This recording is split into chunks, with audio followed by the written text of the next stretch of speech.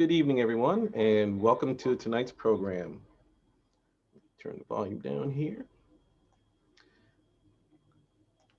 So, welcome to tonight's program. Uh, oh, let's see, got a little technical difficulty here. So, welcome to tonight's program. Uh,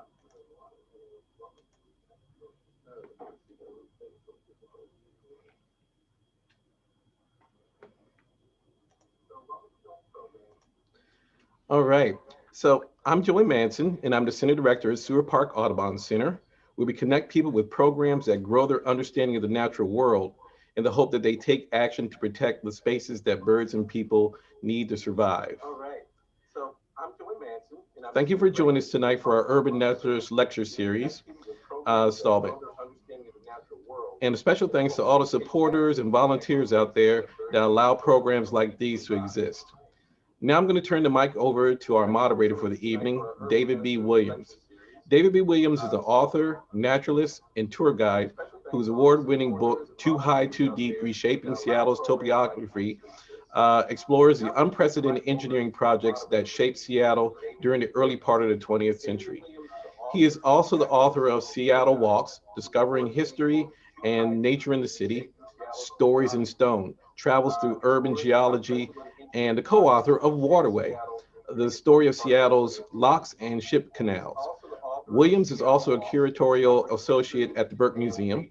His upcoming book, Home Waters, A Human and Natural History of Puget Sound, will be published next month. And I'm hoping that he'll be kind enough to share it with this audience again. David?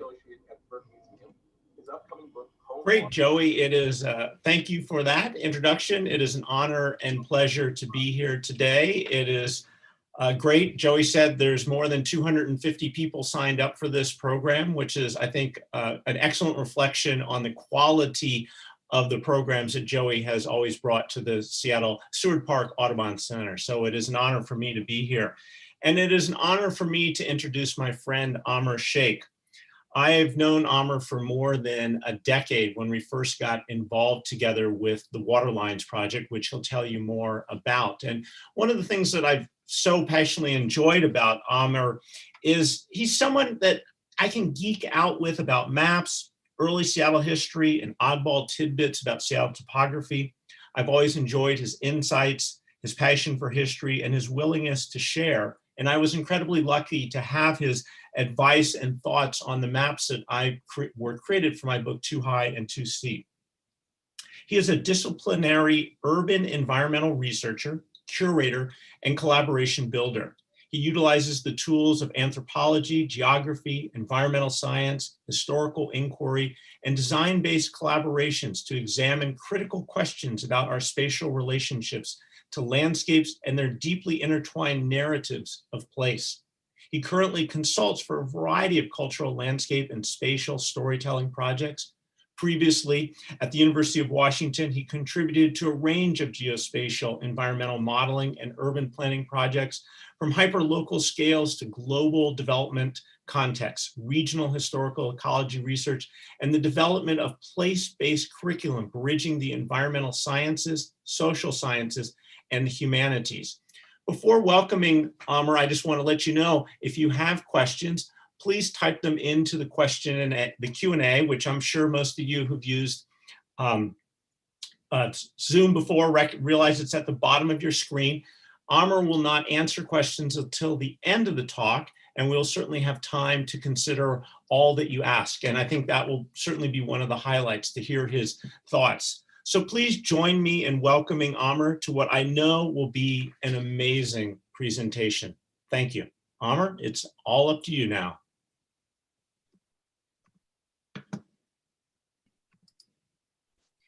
Thank you, Joey, for the generous invitation, and David for the incredibly generous introduction. I'm going to start off with a video that's a working draft mock-up, so please excuse the production value, my voice and cadence, everything will be changed up, but I think it'll give you a little bit of an idea of contextualizing the project.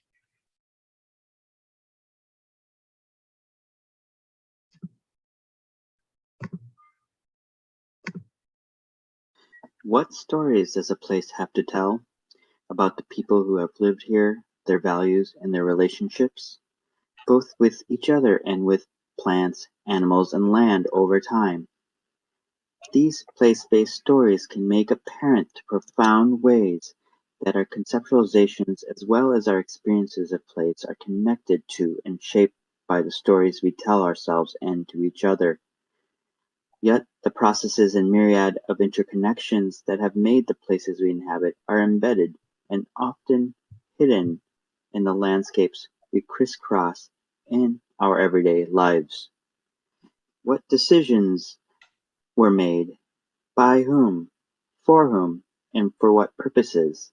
Indeed, place is a culmination of intersecting histories and power over space through time. What is now known as the city of Seattle stands on Coast Salish territories, the lands of the Duwamish, and the shared waters of the tribes and bands within the Suquamish, Tulalip, and Muckleshoot nations. A tidal lagoon was situated along the bay that a Duwamish winter village relied upon. To Coast Salish people, these shorelines and waters are populated with names that record uses, historical memories, meanings, and sacred landscapes.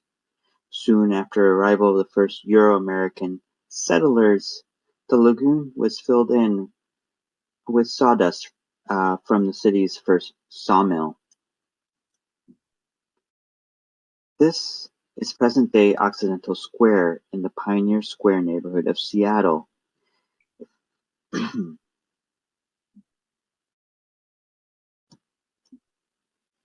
If you were to take a core sample of the earth under Occidental Square, you would find the layers of sawdust and peat remain beneath the surface today, a hidden testament to the history of this place. Look around Occidental Square, you will see an archival photograph superimposed onto the contemporary scene. This is what the view looked like at the spot in 1872, and this here you can see where the water would have stood before the lagoon was filled in. So these are some of the central exercises and animating the Waterlines project. Project examines the spatial socio-ecological processes that have shaped the Seattle urban landscape, the ways that people have used and interpreted this landscape, and how these narratives can further contextualize our understandings of in relationships between history, place, and contemporary urban development and environmental decision making. These have been carried out through interventions that provide windows into landscape and urban history using various ways of presenting narratives of place. These exercises of storytelling with the shapes of time integrate several streams of research, bringing together environmental science, cultural history, ethnographic and archival sources with geospatial methodologies, public interpretation, artistic design, practice, and informed imaginings. So we have done different types of exercises such as creating maps, consulting for interpretive signage going across the city, physical museum exhibits, different types of visualizations to show change through time, collaboration art installations, place-based art installations with artists. And I'll talk a little bit about this a little bit later in the talk. The project was initially started by Peter Leib, curator of archaeology at the Burke Museum, and artist Don Fells, and they brought me on board.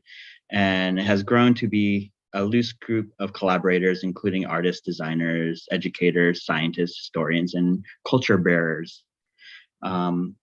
One thing to point out that this is everyone's side project. The project has not had any really cohesive funding. There is a website. It's embarrassing 10 years old, clunky and outdated, and I actually don't I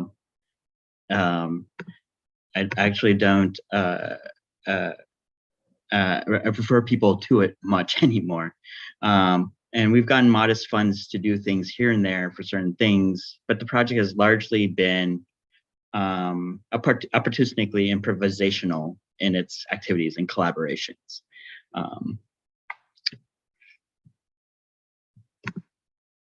So when I usually start talking about this project, preferably we would be in physically the same space, someplace in Seattle. You usually hand out these copies of this map to everyone without really telling anybody anything about it. And I asked people to find where they are located on it, wherever we happen to be. Usually there's some chatter, some discussion, as the map that's given in front of you is pretty different than, say, a ubiquitous map of Seattle that this represents, like a Google map screenshot that usually is circulated around in people's minds. At some point, someone turns a map vertically to match up with what is, what is ubiquitously thought about as a map of Seattle. And there's usually aha moments, and usually a lot of the members of the room turn their maps this way. So what are we looking at here is, we're looking at a map of Seattle, a pre-Euro-American settlement. All layers of development have been stripped off from over the last 150 years. It's populated with Coast Salish place names in southern Lachuseed, has historical landscape conditions and culturally important species keyed out. The only contemporary feature we have on this is a faint line that represents the modern shoreline. So this is the Duwamish River, historically used to meander, and this is the Duwamish Waterway channel that's been dredged and channelized, and the delta right here, the historical estuary. So in a sense, having the map oriented this way is an action of disorientation to reorient with the hopes of recontextualizing our relationship to this place. The map is oriented around how water generally flows from the Cascades on the top of the map down to the Salish Sea, the saltwater Elliott Bay down here, which coincides with indigenous modes of wayfinding, such as downstream, upstream, towards saltwater, away from saltwater. So on the back of the map are various tours keyed out at various places and scales, and a timeline going back 20,000 years. Just want to point out and shout out, I worked with closely with designers Jordan Munez and Michael Lewis, who were amazing to work with and did an amazing job of doing this layout and actual designing the fold of the map as well. I will talk about a little bit about this in a little bit. And here's the map oriented north-south with South Seattle highlighted, juxtaposed to a contemporary urban aerial photo. Just 150 years. So I'm going to talk a little bit about how do we know these past landscapes. This project is bringing together different types of research, different types of methodologies, many of which I've been involved with over many years with different types of collaborators and different capacities. It was bringing together place names, oral traditions, ethnographic information, geology, archaeology, archival studies methods that historians use, also historical ecological mapping. And also, of course, all these are intertwined and interrelated and borrow from each other as well.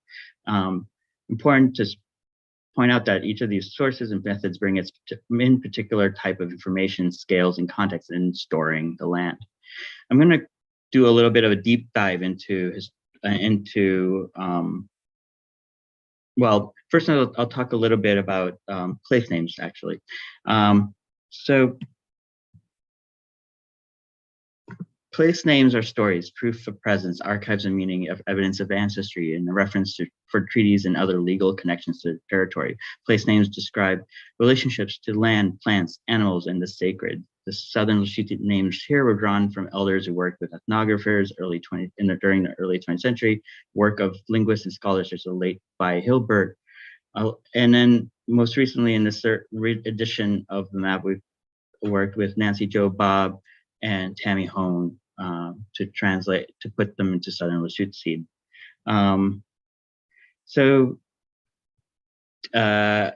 Nancy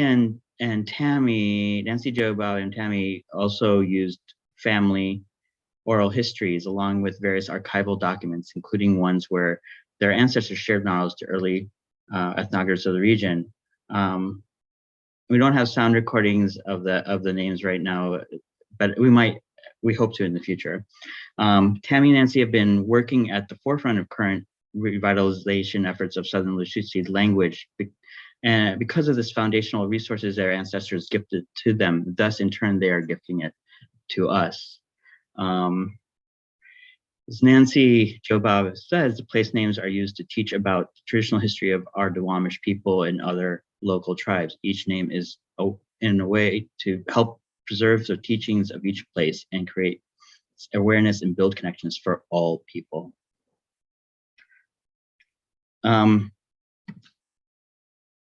So I'm going to take a little bit now, talk a little bit of a deep dive of some of the methods of involvement, how to actually recreate this historical landscape.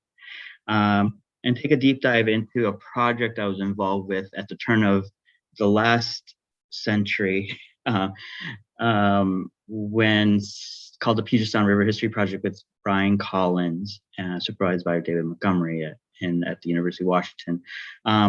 This project was brought about originally through a pilot work in the Skagit River, funded through the Skagit River Systems Cooperative Consortium of Sauk, Suattle, and Swinomish tribes. People were interested in where historical salmon, aquatic salmon habitat was, what processes maintained them, and how that knowledge could help inform contemporary restoration and environmental management decision making. So we came up with a methodology using a different historical maps and along with field studies to reconstruct historical conditions. I'm going to take different types of maps were made for different types of reasons, and were surveyed using different methodologies. And so you can extract and derive different types of information from them. I'm going to take a little bit of a deep dive into one of them, the General Land Office survey maps. So this, whoops, sorry. This General Land Office survey is part of the Public Land Survey System. Proposed by Thomas Jefferson, created by the 1785 Land Ordinance Act to establish a first systematic rectangular survey system, and it was designed to characterize land west of the original 13 colonies. And it's set up and established a township section system that we see today that is literally inscribed onto our landscape. And in this area in the Puget Sound lowlands were surveyed between 1850 and 1880. So what people did was actually, when they walked these lines, they literally walked these lines and had instructions given to them to just and measure things and take note of things, and they drew up maps from these notes. So this is an example of the notes from 1861. You get to learn the different surveyors' handwriting really well after you've been through a bunch of these. And the next slide, this middle section is the transcribed version of these handwritten notes, so you can read them better. But so they were taking many different types of information, noting things like width of channels and ponds, water depths and wetlands. They're noting different types of trees and noting their diameters and species for surveying purposes. They're also noting general characteristics about the soil, hydrology, as well as understory. Again, they're taking these notes and they're plotting these maps from these notes. And so what we did, this is with Brian Collins, who led this project, and actually was his PhD work as well while he was simultaneously a research scientist in the Earth and Space Sciences. You can plot up this information. This is on the Snohomish. This is up north of Seattle, the Snohomish River. This is estuary. This is Everett Wood, and this needs labeling, but this is Everett right here, and the Tulalip Reservation over here. You can plot up this information. You can plot up, extract information, plot up different types of species distribution, different types of species densities. You can take the different types of line notes and characterize what the land was at that time, along with combining all this, along with all the information from these other types of maps that I'm not going into right now that I noted in that previous slide. You can combine them all and reconstruct historical conditions. And these are historical wetland conditions in the Snohomish estuary. So why were they doing all this? They're taking a lot of information and fine detail. So it's important to note this mapping and all this mapping at this time was part and parcel of the settler colonial process.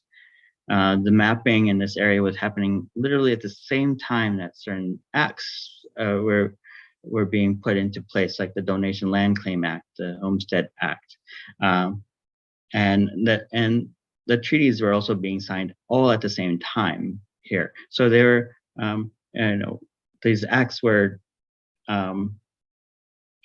allocating and land for certain people, largely to white males, and at the same time, there's displacement going on through signing of the treaties and allocating of land.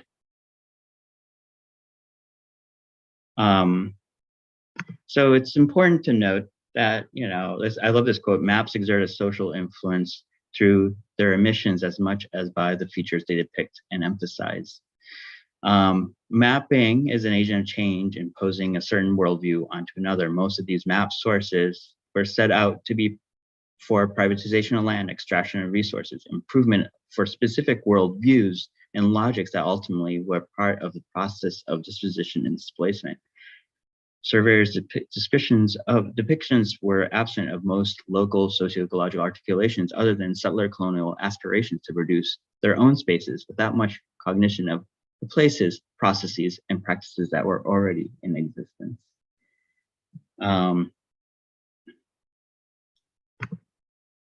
It's ironic that a lot of these sources contribute to this map, as to be able to recreate these conditions into this map that you see in front of you today. So, and you won't have to read this, but this is just an example of a selection of different map sources that were used for the Seattle area, and different types of maps, different types of uses, different ways of surveying. And it's important to note also the landscape that we are depicting here was a very tended, a very managed landscape. Now, there are greater than 300 documented more than human relationships of food, other uses that are integral to Coast Salish culture today.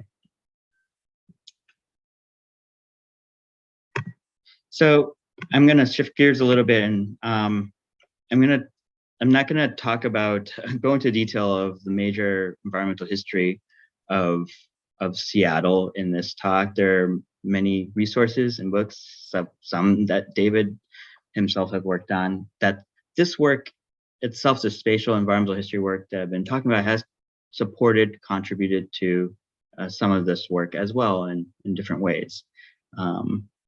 But I'm going to just quickly go through, I would say, the major ones, and probably not with as precision as David would, but quickly. So rivers have been rerouted, as many of you probably know, that due to the completion of the ship canal Historically, water used to flow into Lake Washington from the upper watershed down through the bottom of Lake Washington to the Black River to Duwamish and out to saltwater. With the completion of the Lake Washington Ship Canal, this flow went through the Puget Sound, the Salish Sea, through the Ship Canal, and the Black River dried up, and consequently also lowering the lake by nearly 9 feet. Tidelands have been filled in. So this is a series of, the beige is intertidal. So at high tide, this would be underwater. And at its peak, this is Harbor Island. Harbor Island was the largest human-made island at its time when it was made, and this is the last vestige of the original estuary, Kellogg Island, right here. Hills have been toppled. This is Denny regrade here. This is a ubiquitous, infamous photo that everybody knows about it, with the spite mounds of people holding out, not selling their land. It's very easy to hydrologically mine due to the glacial till. Now you see it, now you don't. And rivers have been disappeared. So this is the Black River, coming out of the south part of Lake Washington. When the Ship Canal was put in, it started to dry up. This hydrological connectivity went away.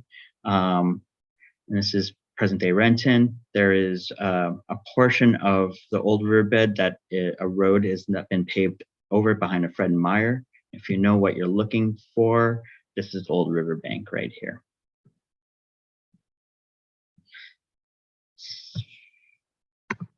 And this is a very incredible photograph. This is the Duwamish River transforming into the waterway, where you can see the newly dug channel, the very, very young Harbor Island. You can see the old meanders still intact, where they're filled in. And here's a very lonely Smith Tower.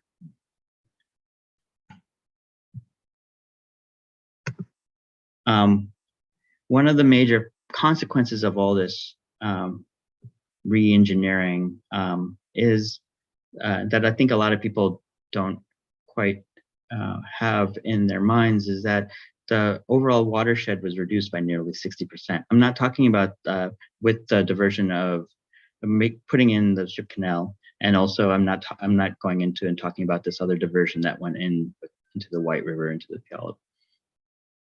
So why was this happening? What people were doing this for different reasons: flood control, transportation, commerce, facilitating commerce, but also real estate and real estate speculation. And this is a really great an example of a real estate ad from 1907. And there's this incredible poem. It says, "When in doubt, buy tidelands. Tidelands spell fortunes. Fortunes lie hidden in the mud. Buy tidelands in Seattle and gain the beginnings of fortune." I don't really think I need to explain much more than that. But this is about differing ideas around land and privatization of land, and also ultimately privatization of the commons. So just a quick aside here. Of course, these processes are not unique to Seattle. They occurred globally through various colonial and post-colonial contexts. And this is just one example, a slide of different types of land reclamation that has occurred. And these areas are also, at most risk to flooding and seismic hazards, and prone to climate change. Many of these activities also involve displacement of people.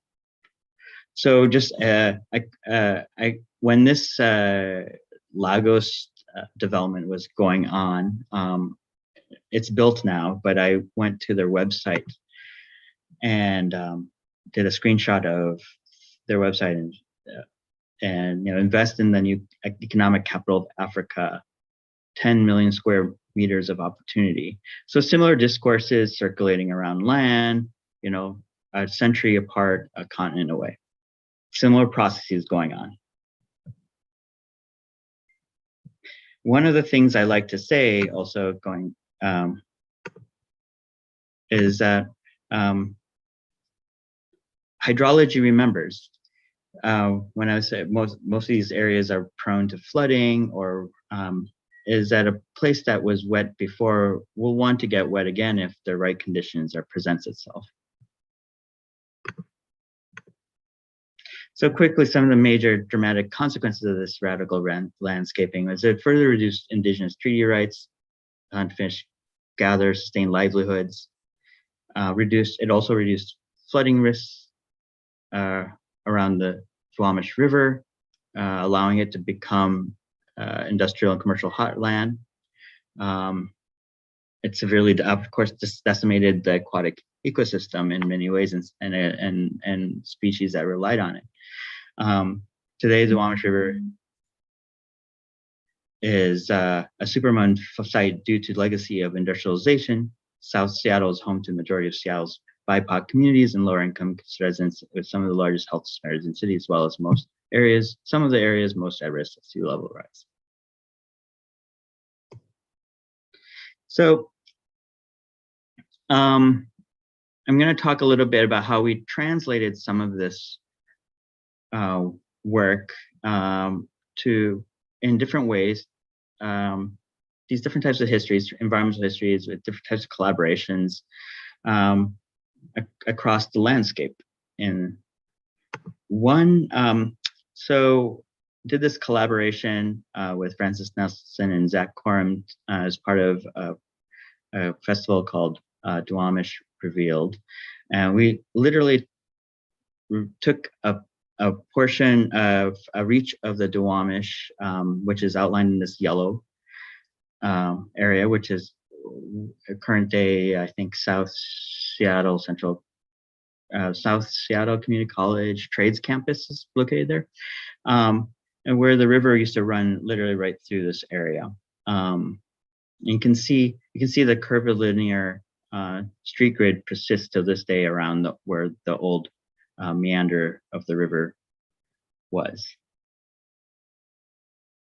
So we found an old a map, Army Corps of Engineers map, that had the river depths of that area, and bathymetry data, and we extruded that data up above ground and represented them in as contours with these cloth banners hanging from this netting. So this is the cloth banners represent depth of the river at that point in feet. So we're literally bringing up, revealing the river above ground of this area that it existed in. And this is what it looked like. That's Francis there. And it was a really interesting way of bringing together different types of sort of data-driven as well as phenomenological methods of representation. Phenomenological meaning, like Francis was really interested in how it would feel like if the river still inhabited this space, and using the actual depths of the river at that point as represented from the hanging of the banners. And when the air went through the site, the banners acted essentially almost like a current as well.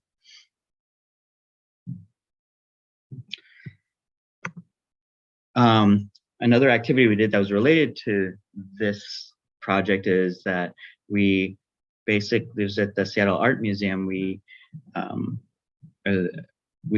gave people all the information we had gathered around this site, different maps, different historical documents, and such, and gave them a lot of art supplies and asked them to, if you had the information we had, how would you represent the river at the site?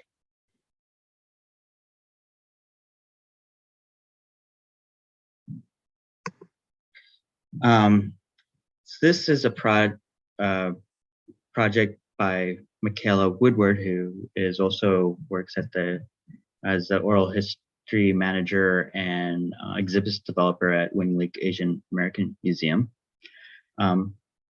She wanted to mark the old original shoreline of Lake Washington before it was lowered due to the ship canal.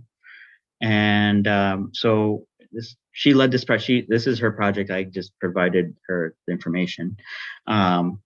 And she had people standing in various points along the line. People would start walking down the line, and people would encounter the people holding literature, maps, and other things to explain what they're walking on, that why the lake level used to be this at this level and such. It ran from Genesee Park, which used to be Wetmore Slough, to Seward Park, near where the Audubon Center is.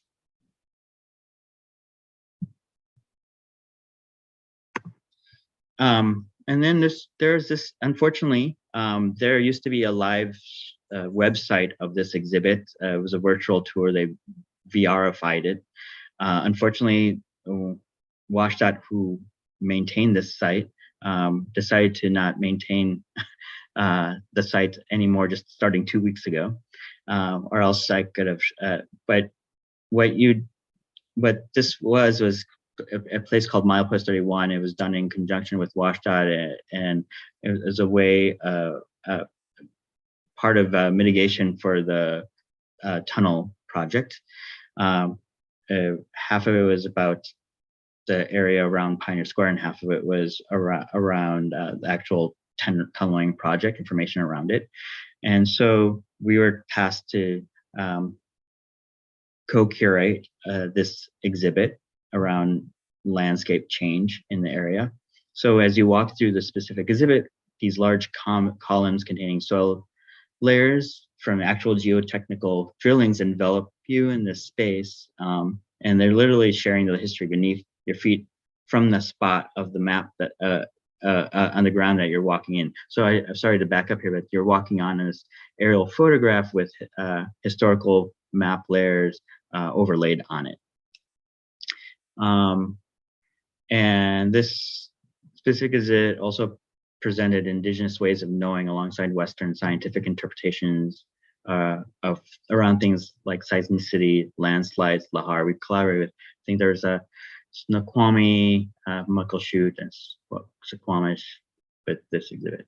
Along with this Wheel of Time made by Don Fells, which is an abstract depiction of change of climate, landforms, and vegetation over the last 20,000 years.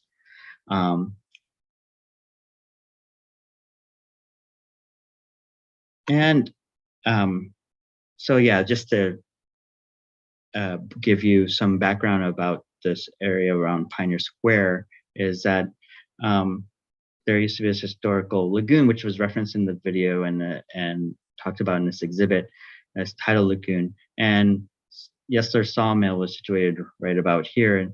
And some of his sawdust was used to fill in the lagoon, and that layer of sawdust still exists in many geotechnical boring samples that are brought up in this area. And I think I'm going to just end here on this slide, which is a map made by Jeffrey Lynn. He has a great website, amazing series. Rather than talking about the past, but look to future of potential of future scenarios. This is an extreme scenarios with all ice melted. Hopefully we'll not get to this scenario, but I want to just sort of leave you on this about mediation about how we relate to place over space through time. All right, thank you. All right, Amir, thank you kindly for sharing those maps and your stories. And we have a variety of questions, and I would like to take the prerogative of being the moderator of asking a couple questions at the beginning. In particular, you make the point that I think is really critical, that one, maps have biases, and two, that you need multiple maps in order to tell a story. And I just wondering if you could talk a little bit more about that. And I think that's such a central thing to the work that you do and to understanding place. So just a little bit more about sort of the biases and the many levels, the many ways you try to tell stories with different maps. Yeah, and it's not just when I say it's maps, not necessarily also relegated to sort of Western Cartesian modes of map making, but mapping itself, the different types of maps that we did use historically, were all set out to capture different types of information, add different types of instructions, even what was delineated as a edge of water, like a shoreline, was perhaps different according to different types of map makers. Their coast and geodetic survey maps were incredibly detailed, and were made for navigation purposes, while the general land office survey maps were literally there to describe, make a description of certain types of land for specific types of settler colonial activities and cultivation of land. And they're all operating on logics of colonialism and describing the land for certain types of uses. But also, I think it's important to talk about different ways of knowing and understanding land and having different types of relationships. I think that there's different types of ways that we inhabit and go about our daily lives, and how we also experience it and learn from it. And those are as important as sort of a scientifically delineated line on a map, as well as how people story the land themselves and for to each other. I don't know if that's getting at your question, but I think that it's also interesting to think about as lines on a map. Is also, it's coming from a very specific perspective, from a very human perspective, but also that line is may not a line delineating the difference, the difference between land and water, the division between the land. It might not be the same type of line that, let's say, a salmon might interpret, or other type of species. And so I think it's also really important to think about a multi-species perspective of how we move around and inhabit our landscape, and how we think about it. Is very human-centric, and not just human-centric, very specific, culturally specific, human-centric way of Cartesian mapping. So great, thank you. So there are two questions that have to do with the area around Pioneer Square. One is, what effect does the sawdust level have on vulnerability to earthquakes? And then the second one, does that mean that sort of this change that Pioneer Square will start flooding with sea rise? I assume does that mean it's in reference to it being right at sea level, and the changes that you showed through time? All that area all that area, especially south of Pioneer Square, that's all fill, is very prone to seismic hazard.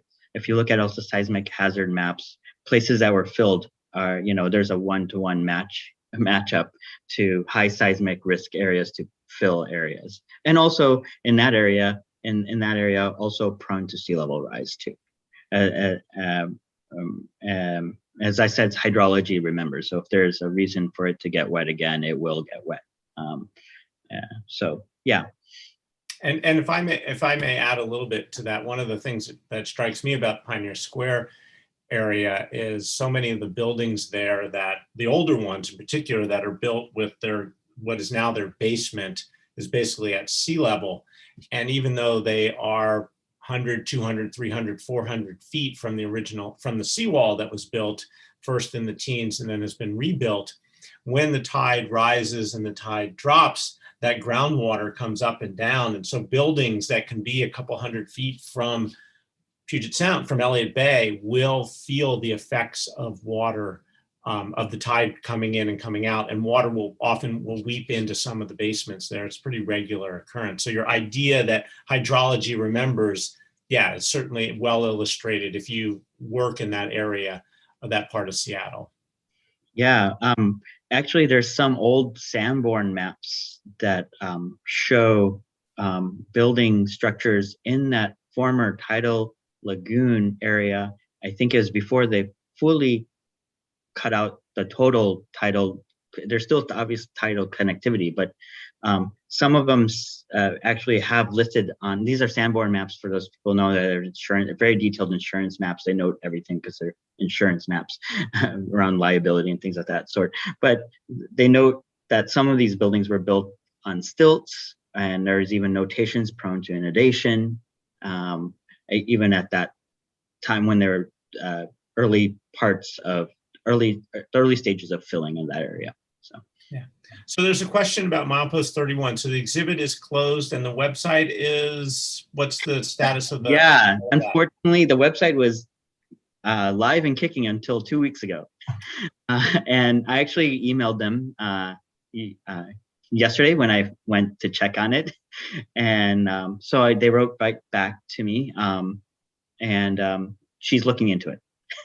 She's looking into seeing if they can put it back up, because it is a resource. It's incredible. It's not just an incredible archive for WSDOT themselves in terms of a unique collaboration and outreach and educational venue that they helped produce and fund, but also I know many people who use that website in educational context, and I know many people who also are, myself included, have used it as in professional context as example of interpretation, interestingly done, and no bias.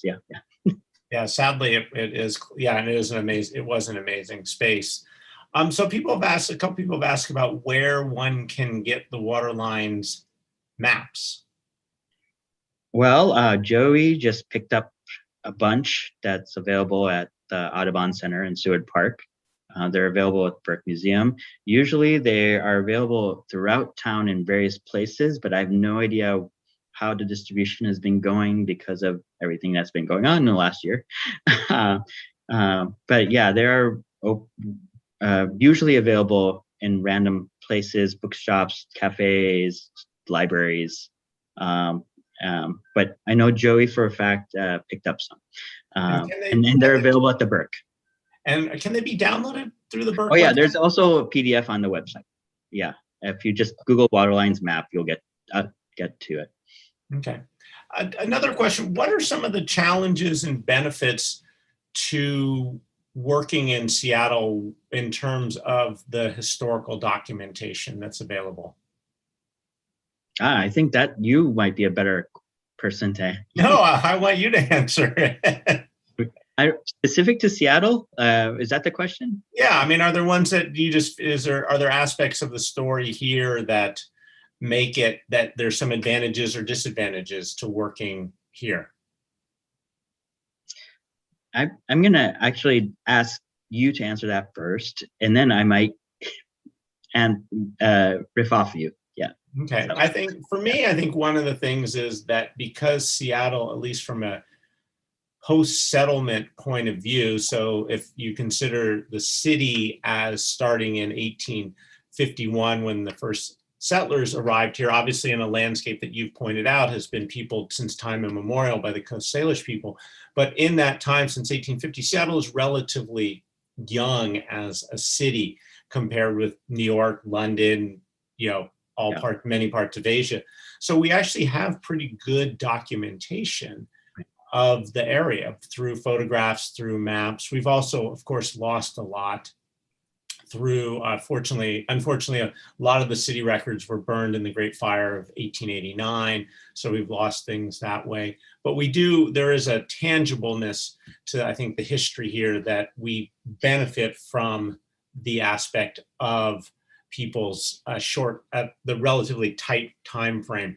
I think where we lose is that because of that short time frame, we also just, sadly, there's some depth to the story that isn't always here. Yeah. Yeah, no, I completely agree with you that I've been doing actually starting on some work in the New York area that's related to recreating some of this spatial spatial urban history working. I've also started doing a little collaboration with Eric Sanderson, who does the Manhattan Project, which is basically reconstructing historical landscapes around a time of colonial contact in like early 1600s. And so the time scale is very different and the sources are very different. And what was also going on was the different, there were also different, by the time the types of documents that we're using these maps, there is a cohesive state apparatus doing things by the time it got to Seattle, met with Manifest Destiny, westward expansion, and there was a actual state behind that. Where in the East Coast there's a Dutch, there's a British, they're all doing their things, and there's also different spheres of influence going on with the Lenape, and it's much more complicated. In my opinion, it's a little bit much, not just because of the time and space, the time displacement, but there's a bit of more of a complicated picture to flesh out and documents that are related to that. Interesting.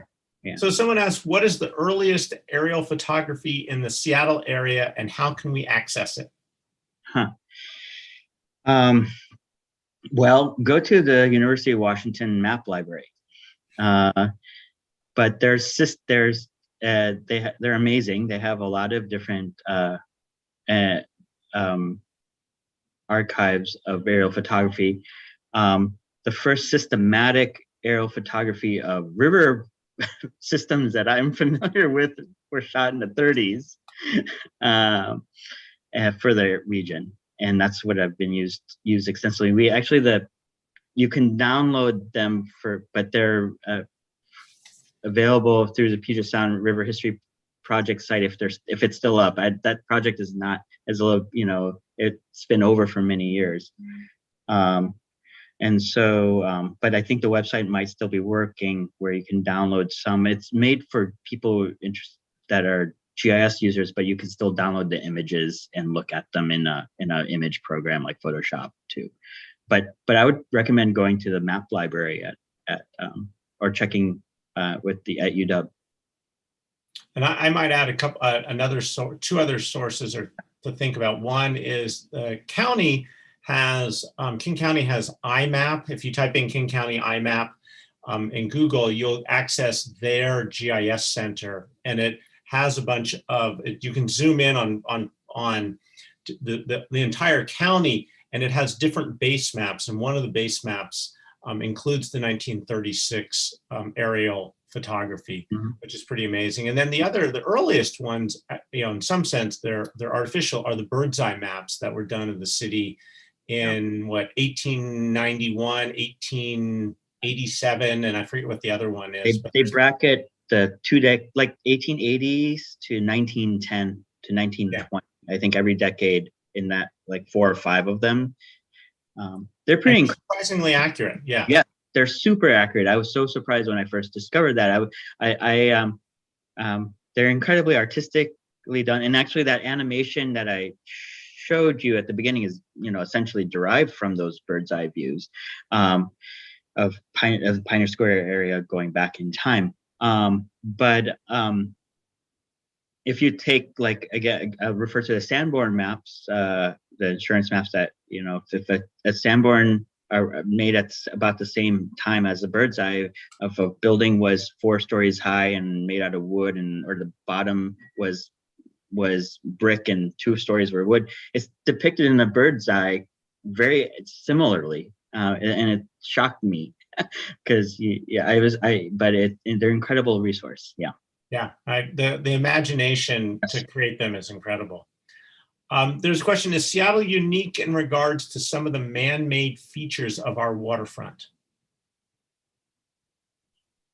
I don't know if it's, you might know, I honestly don't know if it's any more unique than most other cities that have had similar processes done, but David might have some. But I think similar things have been done in most places.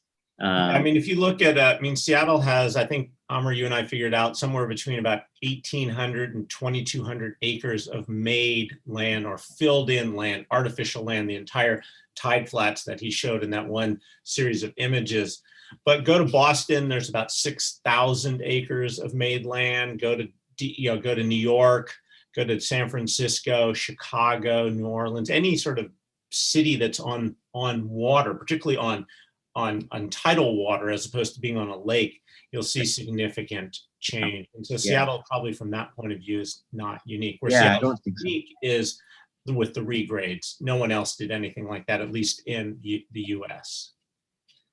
How does Tacoma history relate to these questions? Seems to me these two cities are pretty interconnected, being on the east side of Puget Sound. Have you done much work down in Tacoma and looked at the story? No, I mean, no, I would defer. I'm not. I don't think I'm qualified to answer that question. I've been very Seattle centric. But obviously they're bound up and related in terms of the development, in terms of commerce, in terms of railroads and competition, and shipping. So if you have anything to add, David, No, I haven't done much work down in Tacoma, and I wish someone would actually tell the story of filling in the Tacoma tide flats, because that area along the waterfront there has a lot of fill. There's been a fair amount of change, and I think your point of tied to the railroads are certainly a critical part of the story. Yeah. A question: were Indigenous people employed in surveying for the GLO maps? It's surprising that there were enough proficient colonizers to survey all that land. Great question. That's a great question. I wouldn't necessarily, let's just put it this way, I wouldn't doubt it, but also a lot of people were used, there was a lot of Indigenous quote unquote guides that were also, these people were not surveying out in terra incognito. This was known land, and there are known trails, there are known ways to move around. But there's also a lot of the surveyors were immigrants. Again, when I don't want to villainize the surveyors, I mean, they're working within a system. There's a system and a logic that they're working for, that, if that makes sense. But there's there's some surveyors that have very Irish sounding names, and there's a couple surveyors I think had Eastern European sounding names too. But I'm just giving you my brief cursory take on that. So someone wrote, I'm a teacher. What resources would you recommend so that I can help my students learn more about Lake Washington? Can you repeat that question? Sorry. What resources would you recommend so that I can help my students learn more about Lake Washington? Written by a teacher. You should answer that, David. You're the educator. No, I'm serious. Yeah. The book that I co-wrote, Waterway, the history of Seattle's locks and ship canal.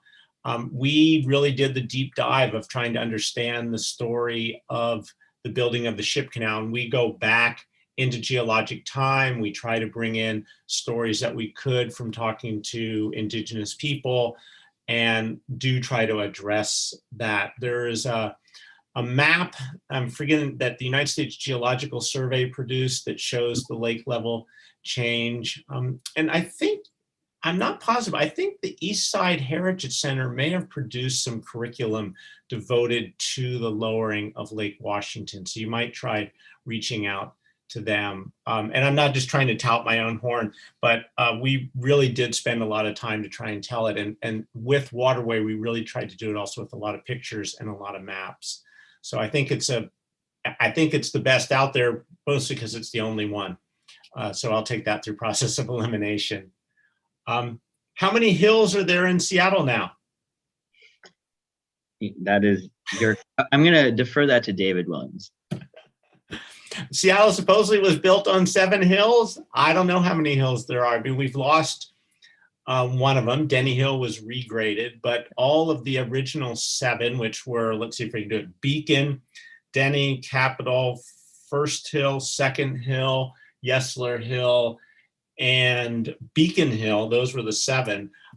They're all still there except Denny Hill, even though, but some people say that West Seattle and Magnolia are now part of the 7, and few people know where Second Hill is.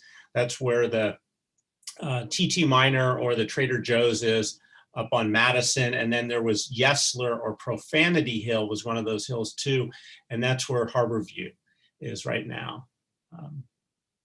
So I don't know how many, and you can go back and trace through the records, and there's a Seattle Times article in 1950. Someone asked how many hills were in Seattle, and the city engineering department said that there were 12 hills in Seattle. So if you buy that in 1950, we really haven't changed the topography that much since 1930 was the last time we did major topographic change in the city on the order of the regrades. That's what I know. There any more questions? I don't see any more. There was a question about will this video, can we see the video again? Are you asking specifically about the video that was shown at the very beginning, or Amir, the video of this program that's being recorded, which I think, Joey, you said it will be available at some point? Yes, so probably before midnight, this will be available to watch during at YouTube, at our YouTube website. And I've put that link out there, so hopefully people were able to pick that up. But you'll be able to find a link to it on our homepage. I'll make sure that that's there before we sign off, or a little bit after we sign off tonight. Okay. But I was asking about that video. So it's the video that you showed that you brought to the table, and that was the one that had a little bit of the history of that Pioneer Square area. And just, for those people, I know a number of people signed on late, they may not have seen that video, which I think is really revealing about, some of the history that's going on there. That's part of a video I'm going to try to find. It's on the Burke. Yeah, it's on YouTube. It's on YouTube. I'm looking for the link right now. Well, Amir, while you're looking for the link, someone asked a really good question. What were you hoping for in creating the Waterlines project? What was your goal? What did you envision with that? For me, it's all about getting to know the place that you live in and you crisscross in your everyday life. And in a sense of creating a sense of place, but also by knowing more about how things happened in the past and how they shape contemporary situations, that it could lead to better sense of type of stewardship and civic sense as well. I think that it's another way. It's all different forms of storytelling, telling in a certain way that I think can inform, hopefully, a more equitable forms of governance too. At the end of the day, hopefully. I mean, this work has been used in different ways, and I think inspire. I think that, for instance, the waterfront redevelopment project, people got a hold of the map and obviously put the map up front and center in the visioning process in some capacity of when thinking about, at least on a larger conceptual scale, of what the waterfront is and for whom and for what purposes and over time and space. And so, yeah, I think it's more about, and again, this is also not just me, it's a collaborative project. I think people probably had their own different ways of interacting with the project and their own meaning their own ways of why is this project is important to them too. So great. For those who are interested, in response to Joey's question, if you type into Google Burke Museum's Waterline video, you will get a link to a video that has some information. Or I think if you just Google Burke Pioneer Square into YouTube. Okay, so that'd be the other way to do it. And there's another video. I cannot, for some reason, it's not letting me use the chat, but there's also another video we produced through Milepost 31. It's called, and it shows the glacial history. It's 20,000 years in Puget Sound, I believe. And if you just type in Burke 20,000 years in Puget Sound, you'll get that too. Shows the glacial history of the area from the Vashon glaciation. Right. Okay. A person who had written in before, is there any, do you know of any place-based curriculum happening with Seattle-based schools? And I don't know, either Amir or Joey, whether you might have any insights. I'm not familiar with any, but that doesn't mean anything. Yeah, I certainly don't either. Yeah. Okay. It's interesting. There was a, see if I can find it. There was, though, random tidbit, a book called Seattle Children Go Exploring that was produced in 1955.